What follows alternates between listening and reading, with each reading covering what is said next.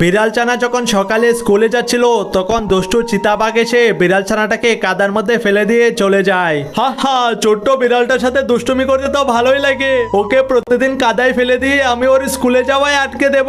দুষ্টু বাঘের কারণে একদিনও স্কুলে যেতে পারি না। বলতে বাবা দাঁড়া, তোর শরীরটা আমি পরিষ্কার করে দিচ্ছি।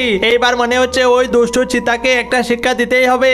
যাই যাই, আজকেও গিয়ে দেখি ওই বিড়ালের বাচ্চাটাকে পাই কিনা। ছোট বিড়াল ছানা এবং তার মা মিলে জঙ্গলের মধ্যে আতশবাজি ফাটাতে শুরু করে, যার বিকট শব্দে জঙ্গলের শুকরগুলো উল্টাপাল্টা ভাবে দৌড়াতে শুরু করে। আরে আরে, কি রাস্তার মধ্যে তো শুকর আলো কোত্থেকে? ওরে বাবা!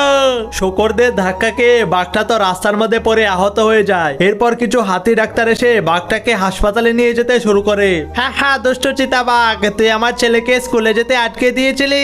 এবার তো তোকে উচিত শিক্ষা দিয়ে দিয়েছি। যা, এবার গিয়ে হাসপাতালে ভর্তি হয়ে থাক।